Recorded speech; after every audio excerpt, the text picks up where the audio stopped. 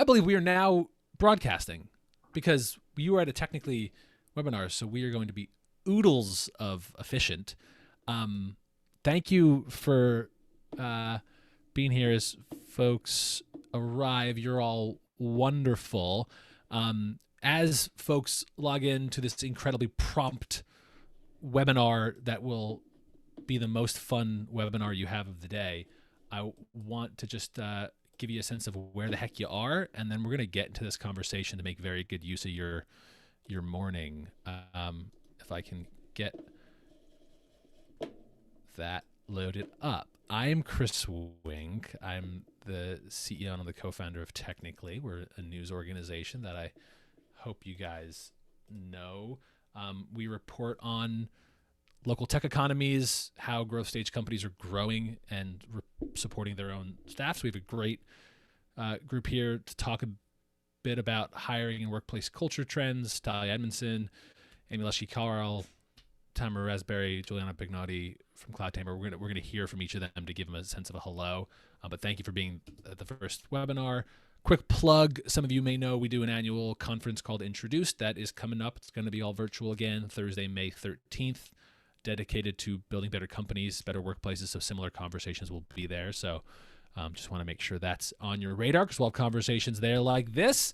And we launch a newsletter where I write some words and share a bunch of links. I nerdily read a whole bunch around hiring and culture trends. So come on and join us on the Culture Builder newsletter. There's a bit.ly link we'll drop in the chat. That's the end. Those are the end of the commercials. Isn't that remarkable? We're done. We're just now going to have the conversations. So thank you, Juliana, Amy, Talia, Tamara, for being here. Can you guys do like give me your own version of who the heck are you, where you're coming from, but do it in the lane of like a little nugget of something you're most thinking about in terms of how 2021 is going to be different post 20 for kind of growing and sustaining a workforce. So who are you and what's on your mind about how this thing is different? And I'm going to just like call you because the order you're in, but Talia, Amy, Juliana, Tamara, who the heck are you and what's going on? So thanks for being here. Thanks for having me, us. And by the way, drop the links in the chat, by the way. Tell us where you're coming from and questions you have as we go along. I'll be following it. Sorry. Go, Talia. That's all right. My name is Talia Edmundson. I'm the founder and principal of HRnB Consulting, helping startups and small businesses think through thoughtful workplaces as they create them. And in the spirit of that consulting work and the groups that I work with, right now, there's a big focus between 20 and 21 of this kind of next phase. I encourage people not to use new normal because normal's entirely too subjective and mine is very different than yours, as one company to the next is very different. So the conversations from 20 to 21 have a lot to do with, what went well, what didn't go well, how do we capitalize on our strengths? And as these companies that I'm working with, and a lot of the companies I'm sure we're all reading about, what does that future of work look like as businesses are trying to figure out, does this whole distributed workforce, work from anywhere, work for us as an organization? That's perfect. We got to forget about the new normal. We got some distributed workforce chat. We're going to hit both of that. Amy, what up? Where are you coming from and what's on your mind? Yeah, hey, thanks for having all of us, Chris, and nice to be here with my fellow panelists. I'm Amy Leschke-Kahle. I'm the Vice President of Performance Acceleration at the Marcus Buckingham Company, an ADP company, and I lead our applied research team, and I help clients, and this is what's on my mind for 2021 right now, is much like you, Talia, I'm done with the new normal. Like, that's such a crazy term. And I'm also done with best practices, by the way. So one of the things that I help our clients do is how do you go from the now practices, to next practices? What are those things that we need to do differently in 2021, given the fact that work is ever changing, ever disrupted? We need to rethink how we do people, and I help companies do that. Dang. Now, is that new practices to next practices? I would say now practices to next practices. What are those things that we need to be doing differently? How do we simplify? How do we measure the critical few? And then how do we move the critical metrics? I love that. Amy dropped some knowledge, got some quotes. Thank you. I don't even remember what I said, but Juliana, Tamara, tell us what's up. I'm Juliana Pignotti. I'm the senior recruiter at cloudtamer.io. I guess what's on my mind is work flexibility for 2021 and also creating a more inclusive workspace. Look at that. Nailed it. Tamara, hello. Hello, hello, hello.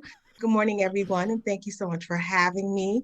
My name is Tamara Rasberry. I'm the Director of HR and Operations for a nonprofit organization in Washington, D.C. I also have my own firm where I help organizations and groups learn how to create mental health friendly workplaces.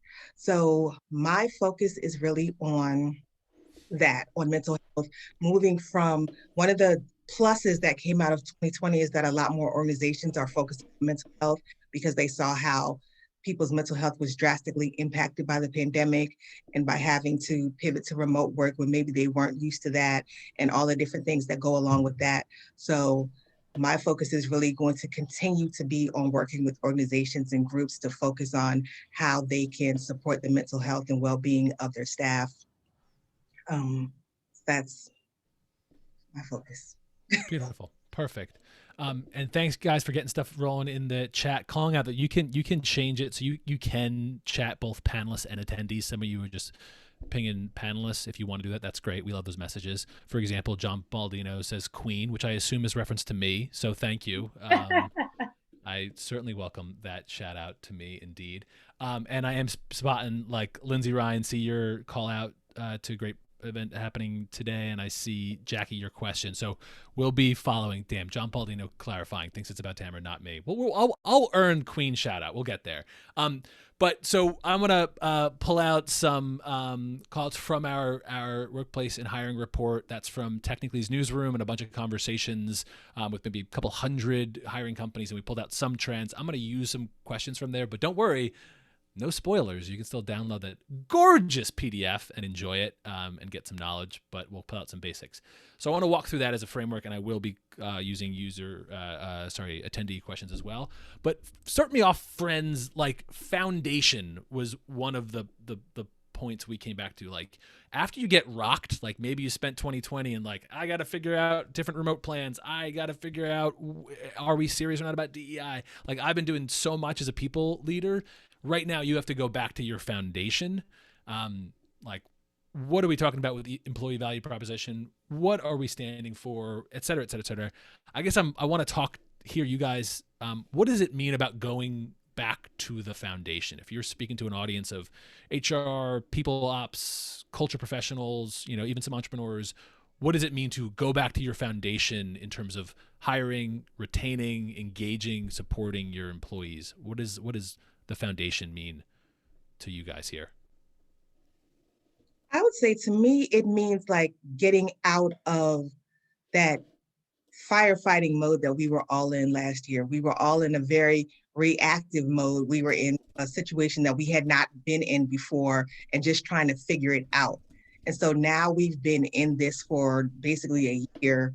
And so it's kind of like, okay, it's still not a great situation, but we're used to it now. So what are we doing now to kind of move away from everything is just fighting fires and going back to what we were here to do as an organization?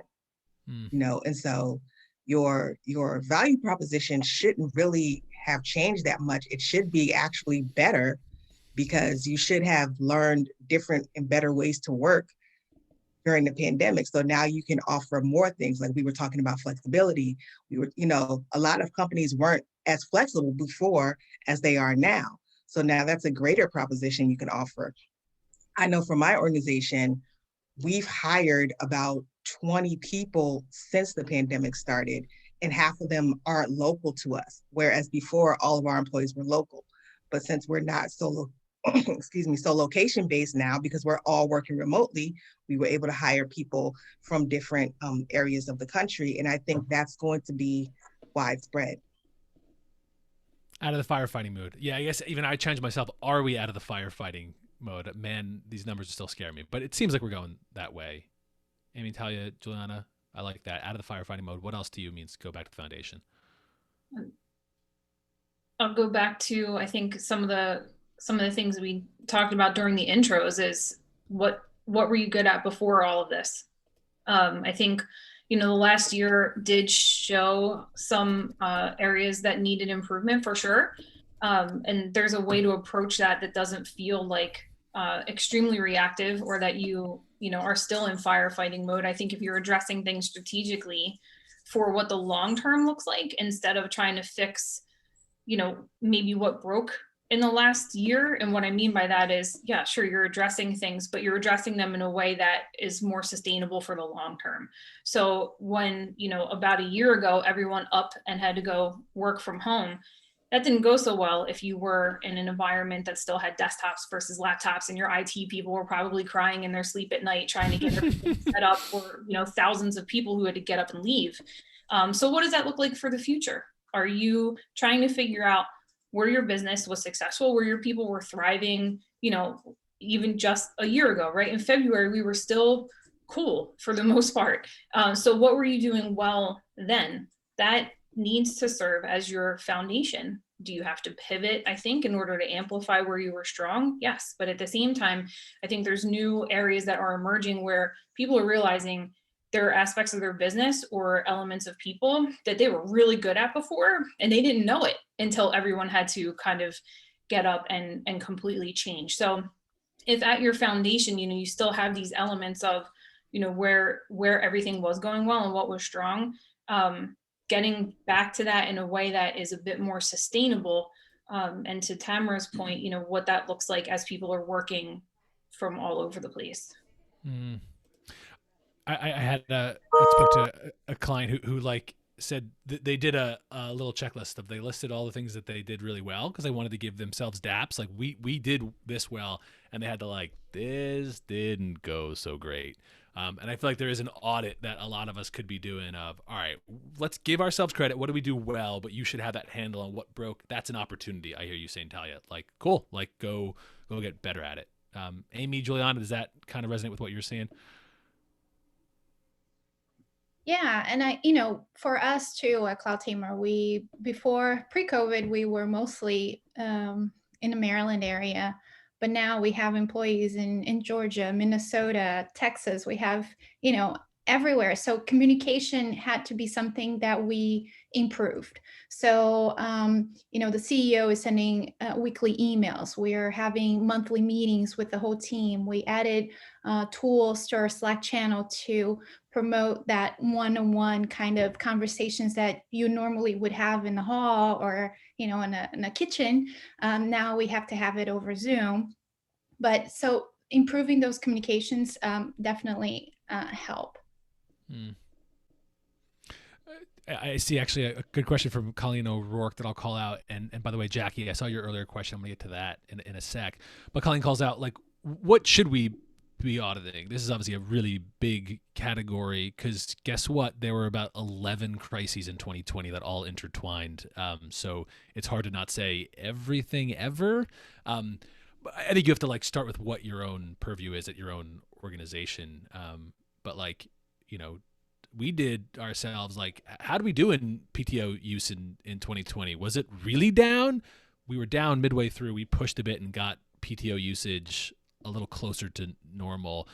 So that's one category. Like, but morale and culture, how are those going? How are people feeling if you either have quantifiable metrics or should you be adding them? We had versions of that. I guess I'm curious, like you guys, what are other things that you think people ops, culture, organizational leaders could be saying, what should I be auditing right now to get out of firefighting? What should I even begin to, because it's so big?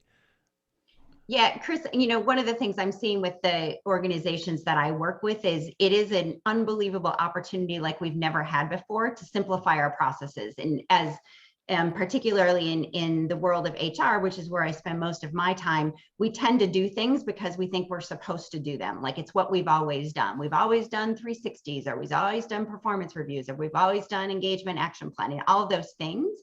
And I think now is an incredible opportunity to go back to your point about like, what's that checklist? I would say everything. Like, do we really need to do this high touch stuff? And ask ourselves, what are the critical few things that we need to be doubling down on? and just forget the rest. It's kind of Pareto's rule. Like, what's the 20% of our work that's going to give us 80% of our impact? And don't do the other 80%. They're not adding increment. They may be adding small incremental value, but they're not adding leaps and bounds value. So I think we need to be a little bit courageous and be okay with stopping some stuff. I think that's the harder part of this work right now. We use the phrase a lot. I love crisis gives permission. So like you can, anything you wanted to cut anyway, you could be like, look, we had to cut it because of everything now, like drop. But I'll even give you a shout out, Amy. You've told me in the past that weekly one-on-one with every employee, that high touch. So like I want to call it that you are the champion of there is some high touch that should never be lost. You're kind of saying other stuff should be the chance to drop away. Yeah, exactly. I mean, we know from the research and from our own experience with our clients that the secret sauce to having employees be more engaged, that is helping them do more of their own unique, extraordinary, best work, like that, having employees be all in. The one thing more than anything else that we found that helps people to do that is really frequent attention from their team leader. And it can be super light touch. And by frequent, I mean every week. Like as humans, we all want to be paid attention to for the best of us. And when we institute that as a practice or almost as a necessity inside of our organizations, that's when we see the engagement needle move. Beautiful. Let me go to this next chapter in get the remote, because a bunch of your questions, no surprise that we're seeing are in the remote category. I'll hit a touch of these chapters. One thing I'll set up that you'll see in the report. We're reporting on the technically side. Like we're using this framework of 3 categories. You're remote flexible. You let the folks work from home. Maybe that appetite for that will grow, but you still have an office. That's still going to do it. We're seeing remote first. You might be hiring and saying we're looking for anyone best of the best wherever in the world they are. But bonus if you happen to be near this office we have. And we have been reporting on those companies that are making the leap remote only. Either they already were remote only or the office lease came up and they're making the jump. So we're using as a framework that rough framework. We're using that framework, remote flexible, remote only, remote first, remote only. I'm going to throw up a series of poll questions that'll include that and a few others. It's one poll, so I'm going to put it up now. But a question I want to put to this group here on the remote flexibility, is that framework, does that make sense? Are you seeing that? What behaviors are different if you're a remote flex, remote first, or remote only option? These are vastly different organizations in how you approach engagement, I would think. Yeah, Tamara, go ahead. You're muted. And I'll throw this poll up. I was actually not talking to you, sorry. Oh, sorry. Sorry, Tamara. But as this poll comes up, and it'll hit on all the topics. Yeah, give me your sense, Juliana, Amy, Talia. We're seeing like every organization basically moved a little bit over the spectrum. If you weren't remote friendly at all, you're now a little bit remote friendly. If you were a lot remote friendly, you're even more so. Is that kind of your own experiences? Yeah. So before COVID, we were mostly in the office. So we were not working remotely at all. And then, post-COVID, we embraced remote. So I think we're operating at a remote first now. Once things are better and we might go back to the office, everyone that is here, I think we're going to look into a more remote flexible type of work schedule. Yeah. For some of the folks I've been working with, there's a lot of questions on, we're remote first right now because we have to be. Right. And I think there's some incremental steps to address your remote first because you have to be, but then what happens when you can be remote flexible and how you're going to, instead of, again, not necessarily firefighting, but a bit more strategically try to solve for these individual phases. Because what happens now when you're still remote first because you have to be is going to be a lot different when you can be a little bit flexible.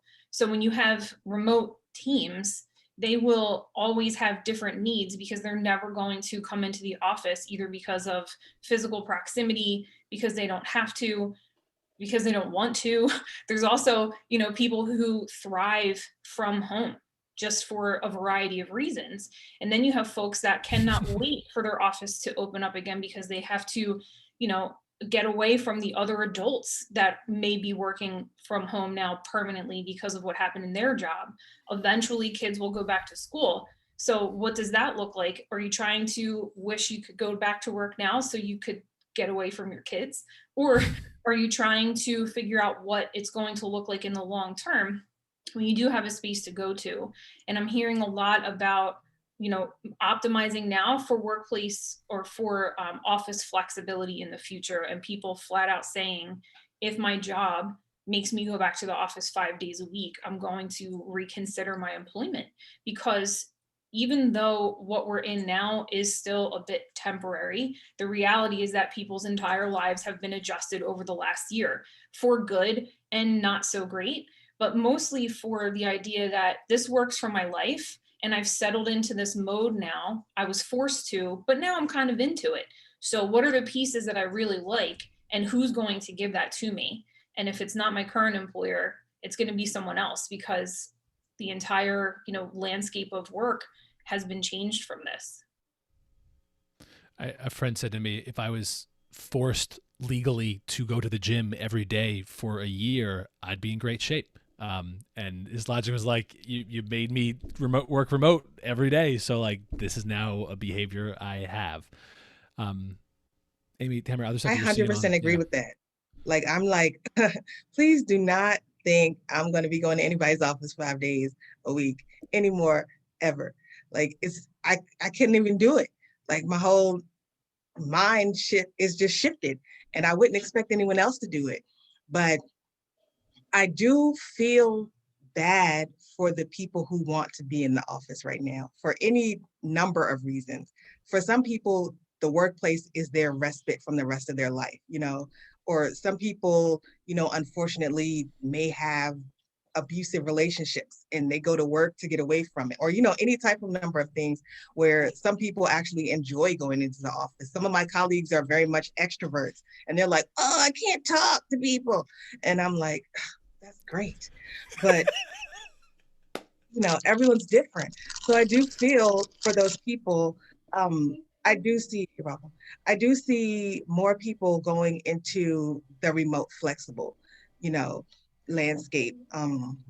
Even organizations that were kind of anti-remote previously are really understanding, I think like Talia was saying, that no one's going to want to go back to that fully on site all the time, or a lot of people aren't. And so how do you make that work for your organization? And what's going to be your argument if people have been working well for the past year from home? What's your argument that, okay, now you all have to come back in the office? Well, but why? Yeah. We've been working great for the past year. So there definitely is going to have to be some change of the landscape there, but I think that's a good thing. Can I actually reframe the question, because Elena Thomas puts out a comment here, and this mirrors what Jackie asked at the top of the programming around younger, less experienced career transitions, newer employees, where some of the serendipity and the inefficiency of an office environment are really beneficial. I had interviewed a CEO who said, like, yeah, my most experienced sales and leadership team have loved working from home in their plush homes and nice home offices and experiences, and our junior teammates who are with 3 people in an apartment and want out are driving crazy. That it's a reminder that there's people with very different experiences. I wonder, to this group, if you're advising other companies who have that, how do you maintain mentorship and efficiency, networking experiences, people who are at younger or different portions of their career, if they went to an office environment, if they want an office environment, what would your advice be for those companies to balance those very different wishes? I would say don't forget to continue to build up social capital, where it used to be so easy when you're at work to kind of poke your head out of the office and say, oh, who has good advice on this is Amy. Let me grab her really quickly. You don't have that without being in the office. You don't have that quick access to people, and the whole, volume of G-chats and Slacks and everything that comes up, because you're trying to get these people, involved where they can add some, support to whatever it is that you're talking about. It's different now.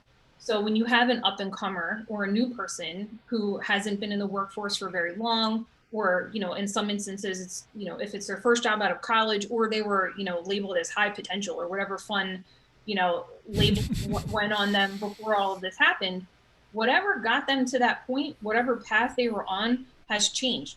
So you need to be mindful that the people that were still kind of coming up, so I think it was Alana, right? Elena. Yeah. You know, when those people that were advancing before still need to have that interaction to keep their career going. And I'm having conversations with folks where it's, you know, they don't understand how we work, or it doesn't seem like they get it. Well, if they were onboarded in June and they never physically worked with you, of course they don't get it, because they never saw it. They don't know that it's completely normal for, you know, a group to stay in the office until 9 o'clock when they're working on a project. They don't know because they're not seeing the cues that come along with being in the office environment. And a lot of what's happening now feels very transactional. First, when you kick this off, it was log on, log off, you know, trying to create boundaries, or you have people that don't know how to do that because you're not physically in a space. So if you're not around people who can teach you what the cues are and what the norms are, it is absolutely leadership's job to focus on that communication and making sure that people understand what that is. Otherwise, you're not going to have that kind of sense of belonging. And human connection also is, you know, a driver of having people understand what it's like to even be at work. Yeah, I love what you. Oh, go ahead. I think you're absolutely right, Talia. And like, how do we create culture from afar, and how do we sustain culture from afar? And one of the things, again, that we're seeing in our research is frequency is super important. Not only, we talked about a little bit about attention, Chris, but also frequency from other folks in the organization. And one of the tips that I give to my clients, and I do it myself actually, is to do a couple drive-bys every week. Virtual drive-bys, where I'll just see somebody's online, it doesn't appear they're in a meeting. I'll Slack them super quick and say, hey, do you have 10 minutes to chat? And just do that virtual drive-by as a leader in the organization to help kind of, to your point, Talia, like, how do we create and kind of like reinforce those cultural norms, and how do especially new people even know what they are? And so it's a really simple, easy practice that really anybody can do, but I think is especially important for leaders in an organization. And it does, anybody in the organization, do a drive-by with anybody. And if you are someone that has, you know, in title, a rather prominent position in the organization, instead of, do you have 10 minutes to talk, which could scare the shit, could scare. Yeah. You want to say, what are we talking about? Yeah. Like, I just want to see how you're doing, or how you have been feeling, or, I mean, unless you're not close with them, but just add something For to sure. Yes, some context. That doesn't, you know, make people think like, oh, I did something wrong. Like, here we go, you know, because you can't get the tone. Absolutely. Yeah. No one's seeing your face. It's not like, hey, you know, what's going on? How was your weekend? It's like, do you have 10 minutes? Like, you're making me nervous. Just saying it, you make me nervous. I do have 10 minutes, but you have to be very intentional about it. And I think this is another opportunity for people, because a lot of times people weren't being as intentional because the person was always there, right? Like, oh, they're always right there. You know, I'll talk to them sometime, but you're welcome.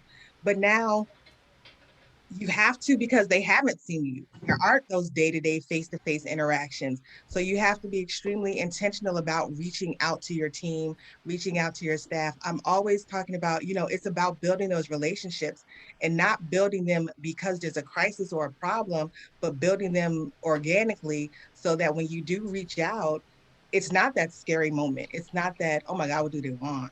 Like, it's like, oh, they genuinely care about me. And, you know, on a personal level and a professional level, I believe in, you know, reaching out. Like, anytime I start a team meeting, I ask people how they're doing first before I even talk about work. It's just like, how you doing? What's going? We talk about, like, what did you watch on Netflix? You know, do you have anything going on? And then we get into work, because people are whole people, you know, and when you just focus on work, it's bad enough when you're in the workplace, but when you're remote, it's even worse, because now it's like, that's all you ever talk about with people is work. And so you have to just be mindful of how you're going to. For a little tip, HBR, you guys may have seen HBR had a good guest commentary, which was like, you know, default your half-hour meetings to 20 minutes and your hour-long meetings of 45 minutes, and say that last 10 or 15 minutes is for small talk. And if you got a jet, you of course can jet, but if you have a few minutes to stay, you can. And like, do you try to create some space where that can happen? But as Talia said, like, the challenge is virtual is so good at being efficient. It's so good to get on. We all know that someone who shows up 2 minutes late for a Zoom chat, you're like, where is this knucklehead? It's like a different kind of experience than in person. I want to call out Scott Solomon in the chat, which I think is going to be a fun thing. If other people want to drop any like apps or tools that you're using virtually to get engagement going, that's always helpful. I always love seeing what are people using, and calling out Colleen O'Rourke, who notes like she got a little bit of office time, so felt good to be able to share ideas with her team when they went remotely. But maybe those folks who started after, you're still like feeling out how to engage. That I think people are talking about here. Let me share results from the polls you guys give. There's a whole bunch of content in here, so we can nudge some of them as we go along. One, glad to see that most folks are feeling a little optimistic. Man, let's get this vaccine fast and the variant slow, but that's good to see. Yeah, overwhelming, like, this is a remote, flexible group for sure, it seems. Sorry, I'm scrolling through this stuff. Yeah, let's actually go to I wanted to leave a whole chunk of time on diversity, equity, and inclusion efforts. So it's glad to see folks are feeling like they did launch something in 20, but it added to existing efforts. That seems important. And we'll check on the other stuff. So let's have a conversation. When we reported on, after the killing of George Floyd, we saw, I guess, maybe 3 buckets of companies as we reported. Companies who were already deeply engaged in conversations on diversity, equity, and inclusion, and this was a very painful, another very prominent example of how to respond, and they took that moment. We saw companies that were maybe previously still trying to hold that line and avoiding it, and finally felt their past behavior was complicit, and they made real efforts to do